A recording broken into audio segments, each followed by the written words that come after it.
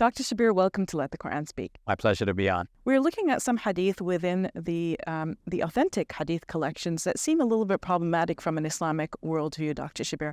And now we're going to look at the topic of apostasy. And the idea, I guess, is that the understanding of apostasy in some of the hadith seem very different from what is proposed in the Quran. So this raises questions in our minds about, which one is accurate, right? Which one is the true Islamic understanding of how we should view people who leave the religion. Yes, and previously we talked about attempts to reconcile things. So there are also attempts to reconcile if the Quran points in one direction, the Hadith points in another direction. Some of our great scholars, we respect them, we love them, we learn from them.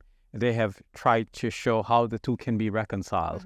But we must ask whether that proposed reconciliation is really a genuine one or it's really quite artificial. And in this case, we will see that it's quite artificial. And what often happens with such reconciliations is that there is a sort of compromise both ways. See, if two things are not fitting, you can shave one or you can shave both to make them fit. And what often happens is that the Quran is slightly shaved in order to make room for the Hadith to fit.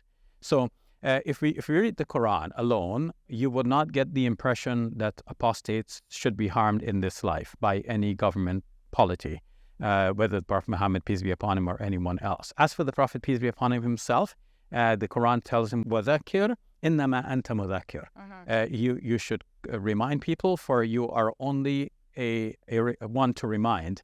لَسْتَ عَلَيْهِمْ بِمُسَيْطِرٍ. You are not a supervisor over them. So the Prophet, peace be upon him, does not have that authority to compel people to believe in the faith.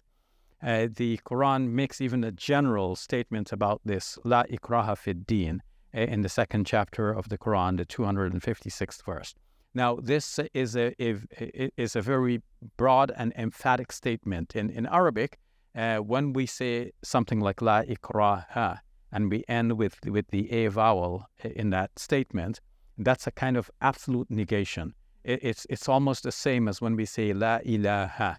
We there is no God. Yeah, there is no God. So you notice the A ending, ilaha, at the end there. So it's an absolute negation.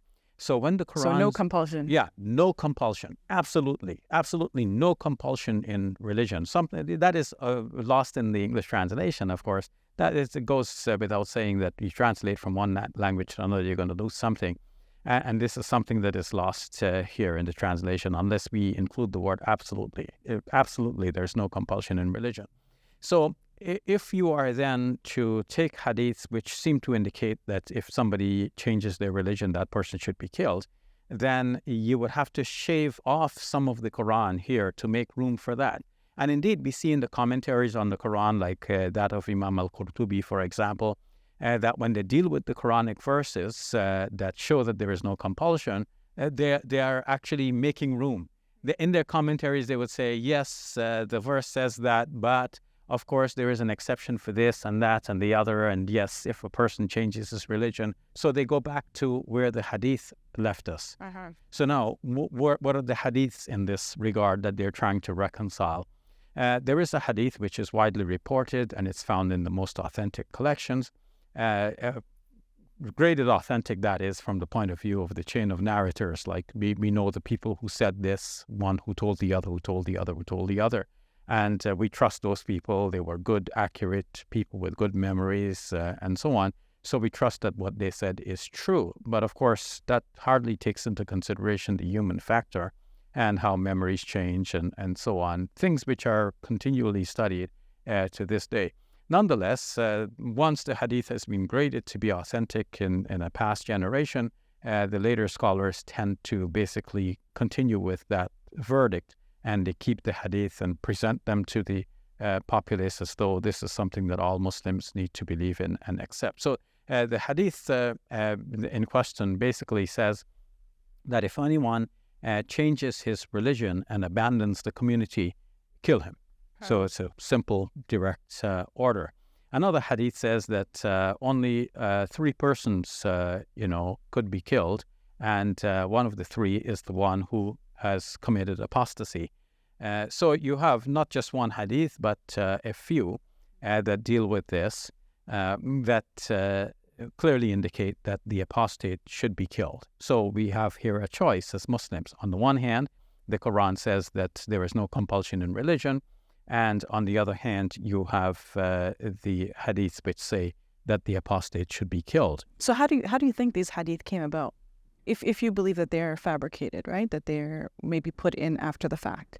Yeah, so hadiths in general came to be put into circulation by people sometimes deliberately because they wanted to prove a certain point, and sometimes inadvertently because people knew something to be true. It was so true that they assumed that the Prophet Muhammad, peace be upon him, must have said it. Sometimes a thing is misremembered as the narrative passes from one mouth to another. One person told another, and people misremember. Sometimes a narrator adds something by way of explanation, and then that explanation gets incorporated as though it's part of the saying of the Prophet Muhammad, peace be upon him, himself.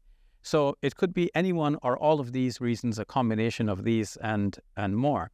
But we should be sure that not being able to pinpoint that, okay, this is the person who invented this or changed this, just because we cannot pinpoint the exact origin, it doesn't mean that we should attribute that to our Prophet, peace be upon him. I think it's very clear that the Quran says one thing, this says the other thing, and this must be assumed to be from the later generation. But how could it be? It could be that as the Muslim community developed, certain norms come to be widely accepted, like Islam is a matter of fact, this is the community. Let's say a young person wants to explore another faith. Then a quick closure to that would be for parents to tell the child, you know what, this is not acceptable. So it could be like this. It could be that the ulama, the scholars of the generation, are looking at people maybe toying with other religious ideas and saying, no, this is very strict. You cannot convert to another faith. If you convert to another faith, death for you. So, in fact, this principle has had a very strong hold on Muslim societies to this day. And while, of course, I, as a preacher of the faith, I want to see Muslims remain Muslim. I want to see other people become Muslim. And of course, this is what I expend my life's efforts towards, explaining Islam, showing its beauty and wisdom and so on. But if we want to take a shortcut, then we don't have to explain the beauty and wisdom anymore, at least to Muslims. We don't have to convince Muslims that they ought to remain Muslims. We only have to hang a sword over their head and say to them, you dare not explore something else. Otherwise, it's the sword for you. So this was a quick fix, and it's good for lazy intellectuals, or rather those who are intellectually lazy. So you don't want to explore the wisdom, you don't want to look at the beauty, you don't want to use reason and evidence and proof, you don't want to argue your case, you just want to impose it and say, this is it, you must follow it or else. So Muslims have remained compelled to stay in the faith. And this has also had a detrimental effect in our thinking about bringing new persons into the faith. Because a person may approach us and say, you know what, I like the religion of Islam, I would like to convert.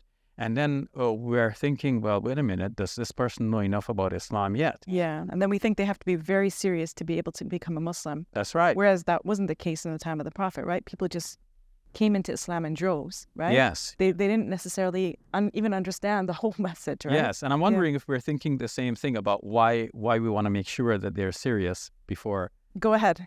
Well, in the present context, what I'm thinking is that, and what has actually been discussed among people that I've associated with, is that if this person embraces Islam but is not quite sure, and that person wants to leave it the next day, then what are we going to have to do with this person?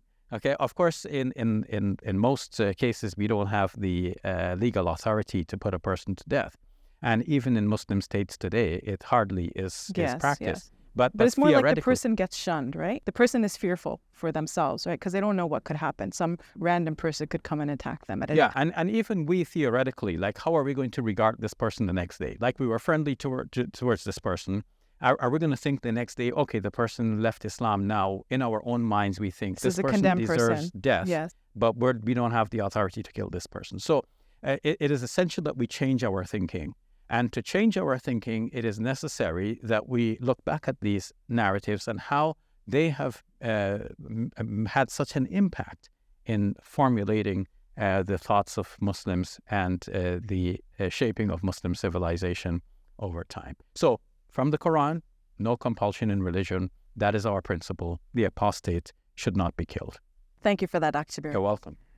Assalamu alaikum. We have some exciting news to share with you. As you know, Let the Quran Speak has been on TV screens and social media for 22 years. We've been reaching people all around the world, spreading positivity and good, and helping people experience the beauty of Islam and the accomplishments of Muslims. We've been shooting in this very space for the past 2 decades. And now, with the help of Allah, we're about to get the keys to Muslim Media Hub. If you like what we're doing, you're going to love Muslim Media Hub even more. Because it's the next step up. Think new TV shows, podcasts, social media content, and films. It will have new talent, more youth, and a lot more space and resources to do what we love. Spread the message of Allah. Our Muslim Media Hub costs $2.4 million. We must close on this building on October 16, and for that, we need to raise $300,000. How will we raise $300,000? Easy, Safiya. All we need is 300 people to give $1,000 each. If you can be one of this select 300, that's fantastic. Otherwise, please give whatever you can. Every dollar counts. It's our collective responsibility to share the message of Islam with our fellow human beings. Please help establish Muslim Media Hub so we can do this. It's a sadaqah jariyah, something that will continue to be of benefit to the Muslim community long after we are gone. Thank you, and may Allah bless you and your loved ones today and always. Assalamu alaikum.